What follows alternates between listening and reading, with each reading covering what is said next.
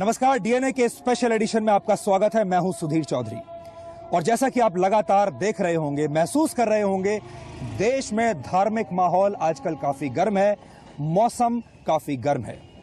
कहीं पर धर्मांतरण की बातें हो रही हैं, कहीं पर घर वापसी की बातें हो रही हैं और कहीं से ऐसे बयान आ रहे हैं जो ये कहते हैं कि इस देश में पैदा होने वाला हर बच्चा जन्म से मुसलमान होता है।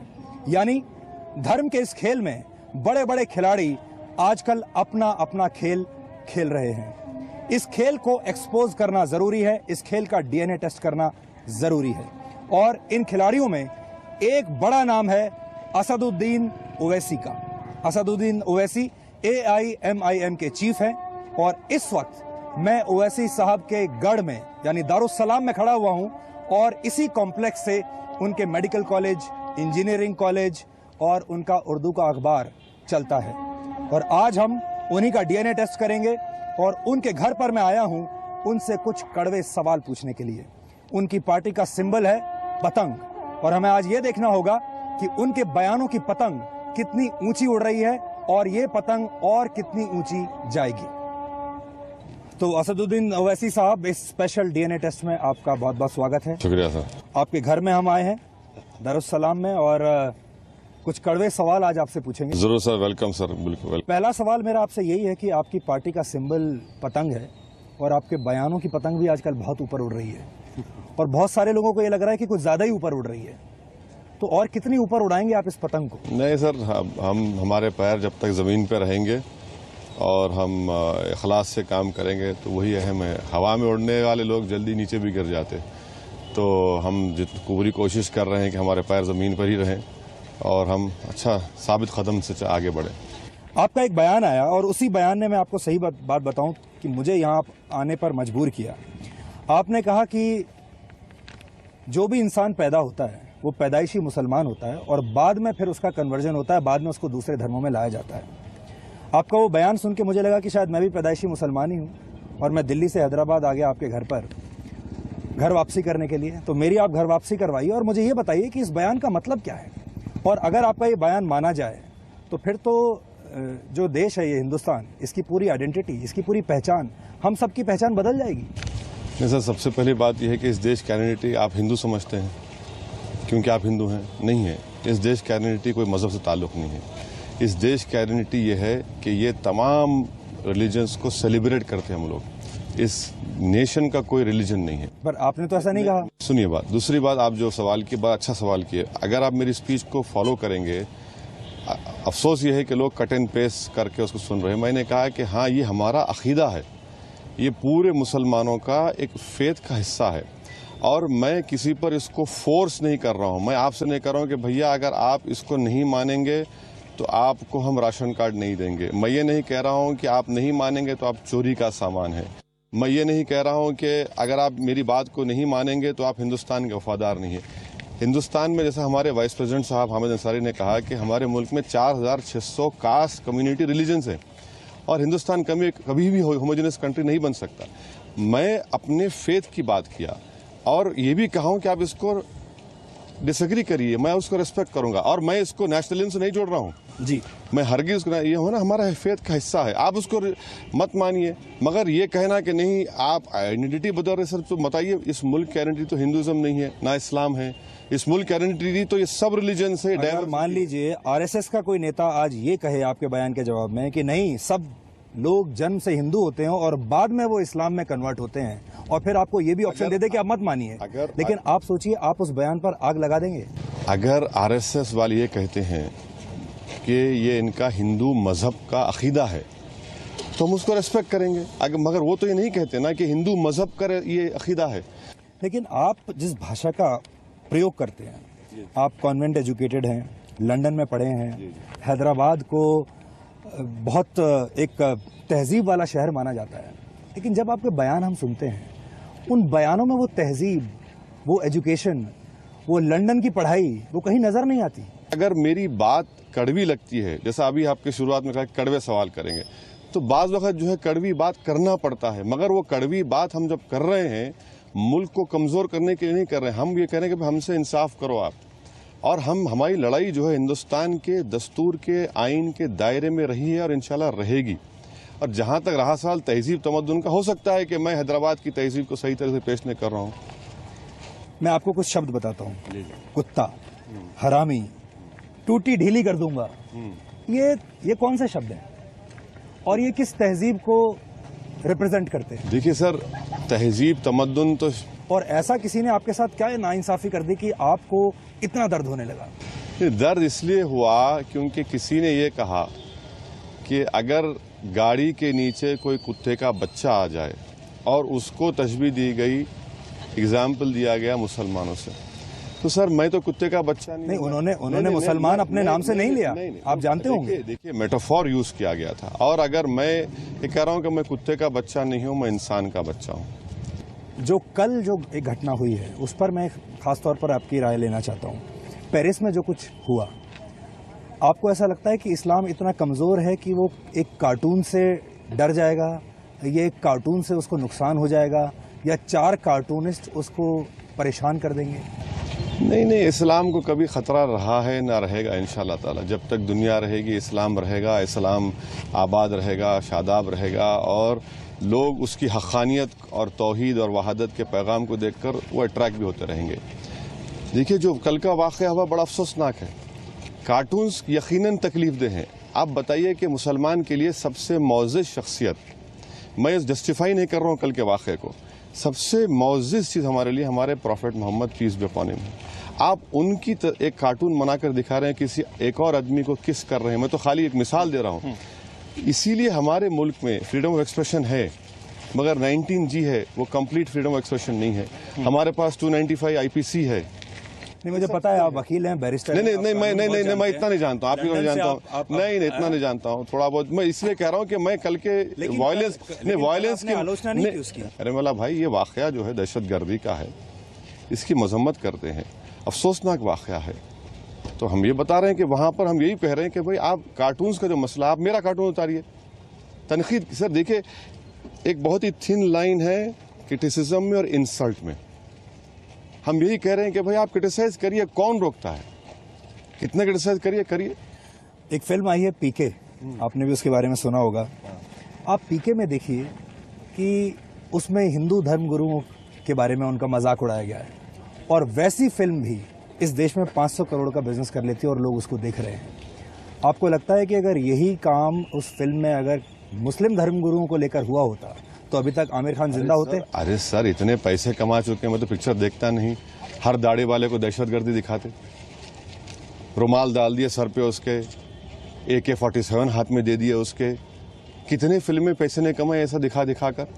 हर मुसलमान उनके लिए दहशतगर्द बनी है फिल्म में। मैं आपसे कहता हूं कि अगर किसी को ऑब्जेक्शन है, भाई देखो मत फिल्म, आप क्यों देखते जाके, आप फिल्म मत देखिए। और अगर उसमें किसी को स्ट्रांग व्यूज हैं और वाकई में गलत काम हो रहा है, तो हमारा कॉन्स्टिट्यूशन है, इस्तेमाल करिए, कोर्ट को जाइए, सेंसर बोर्ड को दीजिए, प्रोटेस्ट करिए। आपने सलमान खान के बारे में अपील की थी कि सलमान खान की पिक्चर मत देखिए, लेकिन वो पिक्चर हिट हो गई। कहाँ हुई सर? मैं तो सुना के फ्लॉप हुई, पिट गई वो। नहीं, उसने तो 100 करोड़ से ज्यादा ऊपर का, 100 करोड़ से ऊपर का धंधा किया। ठीक है सर, अब मैं किसी फिल्म स्टार की, और मैं मान लीजिए मान भी लें कि फ्लॉप हो गई, तो आप उसका श्रेय अपने आप को देना चाहते हैं? नहीं कि आपने कहा इसलिए फ्लॉप हो गई? नहीं सर, मैं क्यों लूंगा, मैं देखता ही नहीं हूँ पिक्चर में, मुझे मालूम भी नहीं क्या होता। मैं इतना बोरिंग आदमियों के 2.5 घंटे कहाँ मेरे सबर काम है। मैं तो उससे बेहतर है कि बैठ के काम कर लूँ। वो ठीक है, वो कर रहे हैं, जमहूरियत है, हमको इससे एतराज नहीं। जी, मैं वापस आपके उस बयान पर आता हूं जब आपने कहा कि हर इंसान जो है मुसलमान पैदा होता है। अब आप देखिए ओवैसी साहब कि दुनिया भर में हर रोज 3,80,237 लोग पैदा होते हैं, और इस हिसाब से अगर हम चलें तो फिर इसका मतलब पूरी दुनिया जो है उसमें सिर्फ एक ही धर्म रहेगा, और वो है इस्लाम। मेरा बिलीफ है सर, ये बहुत से लोगों का बिलीफ है। अगर बहुत से लोग कहते हैं कि 7,000 साल पहले 200 फीट के एयरक्राफ्ट थे जो एक प्लैनेट से दूसरे प्लैनेट को आए। बहुत से लोग कहते हैं कि 7,000 साल पहले प्लास्टिक सर्जरी हुई। बहुत से लोग कहते हैं कि 7,000 साल पहले स्टेम सेल पर रिसर्च हो गया था। ये उनका बिलीफ है, आप इसको क्या बोलेंगे फिर? बिलीफ है ये, मानिए। डाइवर्सिटी हमारी स्ट्रेंथ है, प्लुरलिज्म हमारा स्ट्रेंथ है। 4,600 हिंदुस्तान में कास्ट हैं, रिलीजन है, हर एक का एक तहजीब है, हर एक की एक बिलीफ है। ये बिलीफ सिस्टम ही तो हिंदुस्तान की खूबसूरती है। अब मैं इसमें आपको एक कॉन्ट्रडिक्शन देता हूँ। मान लीजिए अगर हम बाबरी मस्जिद की बात करें, बहुत सारे हिंदू नेताओं का ये बिलीफ है कि वहाँ बाबरी मस्जिद में पहले मंदिर था, वो राम जन्मभूमि है, ये उनका बिलीफ है। वो आपने माना नहीं? बिलीफ, बहुत अच्छा सवाल किया आपने। अगर मैं आपको जज बनाता हूं तो जज बिलीफ पर फैसला करेगा या लॉ ऑफ एविडेंस पे करेगा? कानून जब चलेगा मुल्क में सर तो लॉ ऑफ एविडेंस पे चलेगा, कॉन्स्टिट्यूशन पर चलेगा, बिलीफ पे तो नहीं चलेगा। तो वो जो फैसला आया वो तो बिलीफ पर था। इसीलिए तो हम कह रहे हैं कि भाई बिलीफ पर फैसला मत दीजिए, फैक्ट्स, डॉक्यूमेंट्स और एविडेंस के ऊपर दीजिए। बिलीफ तो सबका है, बिलीफ हम भी बोल रहे हैं कि बिलीफ पर मत दीजिए। हम आपके पास गए थे कि सर ये हमारी मस्जिद है, किसी ने कहा कि नहीं ये मंदिर है, तो कोर्ट ने क्या कह दिया कि नहीं, टाइटल सूट को पार्टीशन कर दिया कोर्ट ने। तो ये बिलीफ्स के ऊपर आप जजमेंट नहीं दे सकते कोर्ट में, हरगिज नहीं दे सकते। हमारा कॉन्स्टिट्यूशन बड़ा क्लियर है इस बारे में कि ऑन द बिलीफ जजमेंट नहीं दे सकते कोई, एविडेंस के ऊपर है। इसलिए आईपीसी है, सीआरपीसी है, लॉ ऑफ एविडेंस है, इसके ऊपर फैसला देना चाहिए। हमें उस बात का इंतजार रहेगा कि जब आपके बयान जो हैं वो, जैसे मैंने आपको गिन के बताए कि इस तरीके के बयान आप देते हैं, कभी आप इंफ्रास्ट्रक्चर पे कोई बयान दीजिए, कभी आप सड़क पुल इस तरह की कोई बात कीजिए, इंफ्रास्ट्रक्चर की बात कीजिए, कभी आप विकास डेवलपमेंट की बात कीजिए, कभी उसमें ये भी डालिए कि नहीं मुसलमान नहीं, इसमें हिंदू भी होना चाहिए, इसमें जैन भी होना चाहिए, इसमें ईसाई भी होना चाहिए, इसमें सिख भी होना चाहिए। उससे कौन आपको रोकता है? पार्लियामेंट में मैं तो पहला एमपी था जिसने 2006 में मुतालबा किया कि भाई हज सब्सिडी बर्खास्त कर दीजिए। सुप्रीम कोर्ट का जजमेंट आने से पहले मैंने कहा वो पैसे बर्खास्त कर दीजिए, वो 800 करोड़ रुपये आप गर्ल्स स्कॉलरशिप के लिए इस्तेमाल करिए। इंफ्रास्ट्रक्चर की आप बात कर रहे हैं, मैं आपसे रिक्वेस्ट करूंगा कि हैदराबाद में जीएचएमसी है, किसी से आरटीआई दिलवा दीजिए कि हैदराबाद में कितने फ्लाईओवर्स हमारे कॉन्स्टिट्यूंसी में बने, कितना डेवलपमेंट का काम हम लोग कॉरपोरेटर से करवाए। यकीनन इंफ्रास्ट्रक्चर पे काम होना चाहिए, क्यों नहीं होना चाहिए, हम इसकी बात करते हैं। 90 मिनट की मेरी स्पीच थी यहीं इसी जगह पर, जिसमें मैंने मुस्लिम यूथ से कहा कि ड्रग्स छोड़ो, मैंने मुस्लिम यूथ से कहा कि सिगरेट पीना छोड़ो, मैंने मुस्लिम यूथ से कहा कि भैया ये जो आईएसआईएस है ये एंटी इस्लाम है, और अगर तुमको जिहाद करने का इतना शौक और जज्बा है तो 1 घंटा निकालो और मुस्लिम बस्तियों में जाकर गरीब के बच्चों को पढ़ाओ, ट्यूशन दो। मैंने उनसे कहा कि अगर तुमको जिहाद का इतना शौक है तो अपने बूढ़े माँ बाप की खिदमत करो। मैंने स्ट्रॉन्ग अल्फाज में तनकीद की, ऐसे अल्फाज इस्तेमाल किए जिसका आप कह रहे हैं कि तहजीब का हिस्सा नहीं है, उस लड़के के लिए इस्तेमाल किए जिसने आईएसआईएस का ट्विटर का हैंडल इस्तेमाल कर रहा था। मैंने उसने झूठा इल्ज़ाम लगाया कुरान पर कि कुरान इंसानों की गर्दन काटने का। ये सब बातें हम करते हैं। अगर आप नहीं सुनेंगे, आप नहीं चलाएंगे तो सर मैं जिम्मेदार आज आप हमारे दर्शकों को बताइए कि आप आईएसआईएस की आलोचना करते हैं, आप आईएसआई जो करती है उसकी आलोचना करते हैं। बिल्कुल सर, इसलिए देखिए, इसलिए करते हैं क्योंकि मुल्क के खिलाफ है। मेरा झगड़ा इंशाअल्लाह ताला संघ परिवार से रहेगा, मगर जहां पर मुल्क की बात आएगी हम सब एक हैं, मुल्क से हम अलग कहाँ हैं। और ये देखिए, ये बात जो होती है ना कि पार्लियामेंट की एक मिसाल दे रहा हूं आपको, पार्लियामेंट में बहस हो रही थी लखवी के बेल पे जो छूट गया था। हाँ। मैंने स्पीच में कहा कि लखवी के साथ साथ हाफिज सईद को भी गिरफ्तार करिए आप, ये लोग कातिल हैं, ये लोग मारे हिंदुस्तानियों को। तो एक बीजेपी के बहुत बड़े लीडर आकर मुझसे कहे कि क्या तकरीर करी है तुम, जबरदस्त की है। मिला क्यों? उन्होंने आज तुमने तो धमाका कर दिया। मिला भैया हमको पाकिस्तान एंगल से क्यों जज करते आप, हमको हिंदुस्तानी समझिए आप, हम इस मुल्क के बाइज़्ज़त शहरी हैं। मैंने पाकिस्तान के खिलाफ कह दिया तो अरे बहुत अच्छी बात की। मिला सर हम हमेशा अच्छी बात करते हैं हम, मगर ये जो है ना, ये माइंडसेट को चेंज होने की जरूरत है। नहीं, माइंडसेट को तो आप चेंज नहीं होने दे रहे ना। अब आप देखिए, जब आपके भाई हैं अकबरुद्दीन, जब वो ये कहते हैं कि 15 मिनट के लिए पुलिस को आप हटा दीजिए और फिर देखिए हम क्या करते हैं, वो क्या माइंडसेट है? और आप उसको सपोर्ट करते हैं आप अपने भाई को? और जब आपके भाई जब इस तरह की बात करते हैं जल्द से कोई इंटरव्यू मेरा किसी भी चैनल पर और कोई इंटरव्यू किसी भी हमारे जर्नलिस्ट दोस्त से मुकम्मल नहीं होता जब तक अकबर की बात नहीं हो जाती। तो मैं तो यूज्ड हो चुका हूँ। चलिए ये बात आ गई। अब रहा सवाल अकबर के स्टेटमेंट का, सर मैं तो इंतजार कर रहा था कि कोई मुझे बुलाए। उस वक्त 2 साल पहले कोई नहीं बुलाए, सब लोग बैठकर 200 फीट की तोप से मारते गए। मैं आज आपसे यह कह रहा हूं कि जिस तरह हमारी अदलिया कोर्ट ने वरुण गांधी को एग्जोनरेट किया, मुझे अदलिया पर पूरा भरोसा है और इंशाअल्लाह ताला कोर्ट हमसे इंसाफ करेगा। मैं यही कहूंगा क्योंकि अब 2 साल हो गए, अब कोर्ट फाइल हम इंतजार करेंगे। नहीं, आप देखिए, इस केस में तो आप तुरंत कोर्ट में चले जाते हैं, जब गुजरात की बात होती है तब आप कोर्ट का इंतजार नहीं करते। गुजरात के मामले में वहां पे तो नरेंद्र मोदी यही कहते हैं कि भाई किस कोर्ट ने उनको दोषी ठहराया है। बिल्कुल सही। लेकिन आप उसको आप मानते नहीं। इसका जवाब सुनिए, अगर मेरे नाक के नीचे, मैं चीफ मिनिस्टर हूं किसी स्टेट का, मेरे नाक के नीचे 3,500 लोग मर जाते हैं तो किसकी जिम्मेदारी है? भाई आप तो चौधरी और पटवारी हैं उस स्टेट के। और क्या सुप्रीम कोर्ट ने नहीं कहा था कि गुजरात जल रहा था और नीरू बांसुरी बजा रहे थे? वो आज भी है वो। तो इसीलिए हम कहते हैं सर, ये चीजें हमारे सामने हैं। तो आपको ये तय करना पड़ेगा कि आपको अदालत पर भरोसा है या आपको अदालत पर भरोसा नहीं है। फिर आपको यूनिफॉर्मिटी के साथ, चाहे फिर वो आपके भाई का मामला हो और चाहे नरेंद्र मोदी का मामला हो, चाहे अमित शाह का मामला हो, चाहे बाबरी मस्जिद का मामला हो। अब अमित शाह को कोर्ट ने निर्दोष बता दिया फेक एनकाउंटर। बिल्कुल। आप मानते हैं वो निर्दोष हैं? कोर्ट का तो फैसला है, अब उस पर अपील होगी। अब तो ये कोर्ट के फैसले को तो मानना पड़ेगा।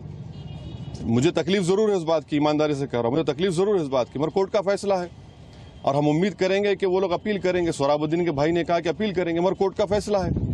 मैं ये तो नहीं कह सकता ना मैं इस कोर्ट को नहीं मानता, कॉन्स्टिट्यूशन का हिस्सा है, मानना पड़ेगा। लेकिन नरेंद्र मोदी के मामले में आप कोर्ट के मामले को नहीं, फैसले को नहीं मानते आप? मैं आपसे सिर्फ इतना ही पूछ रहा हूं कि भाई आपके दौर में आप चीफ मिनिस्टर थे, इतने लोग मारे गए, इतने लोग बेघर हो गए, माया कोडनानी, बाबू बजरंगी, सर कई स्टिंग ऑपरेशन तो आप लोग करके दिखाए ना, आप ही तो दिखाए।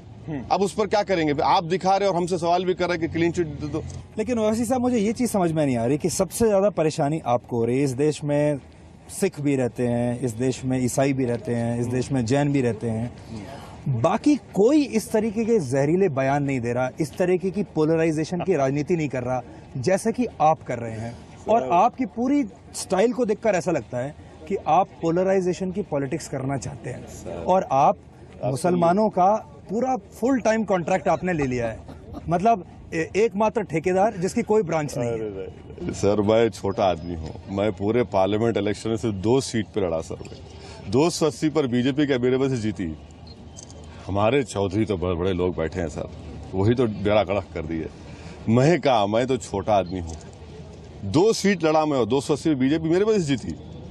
पोलराइजेशन अगर हुआ तो मेरे वजह से हुआ।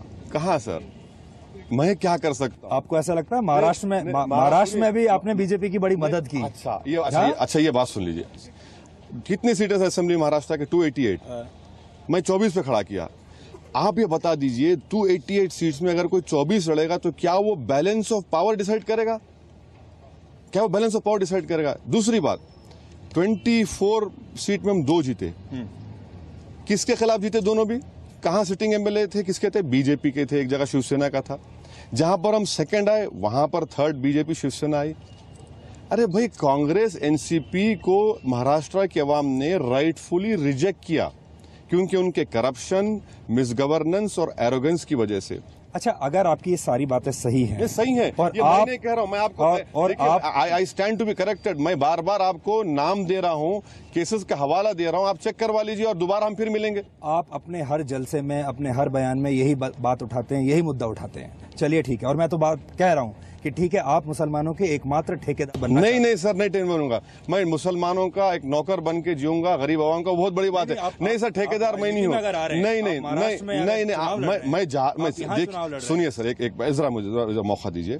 अगर मैं जाकर मुस्लिम नौजवानों से कह रहा हूं कि पार्लियामेंट्री डेमोक्रेसी में इन्वॉल्व करो अपने आप को, क्या ये जुर्म है? क्या अच्छी बात नहीं है कि हमारे कंट्री में 60% पॉपुलेशन यूथ का है? हिंदू धर्म के बाद सबसे ज्यादा यूथ मुसलमानों में। अगर मैं उनको दे रहा हूं, कॉन्फिडेंस क्रिएट कर रहा हूं, आप मेरी पॉलिटिक्स डिसएग्री करिए, डिटेस्ट करिए, बट मैं कॉन्फिडेंस उनको दे रहा हूं कि भाई पार्लियामेंट्री सिस्टम में कॉन्फिडेंस पैदा करो, इसमें इन्वॉल्व हो और अपने मसाइल का हल तलाश करो। आप अपने मुकद्दर के फैसले करिए, कोई और करते हैं आप करिए, आप आइए सर। अगर इतनी बड़ी आबादी के हिस्से को अगर हम पॉलिटिक्स में इन्वॉल्व कर रहे हैं, कॉन्फिडेंस क्रिएट कर रहे हैं, तो क्या ये गलत बात है? तो ठेकेदारी नहीं है, ये ठेकेदारी नहीं है, ये तो मेरा ये तो मेरी ड्यूटी भी है।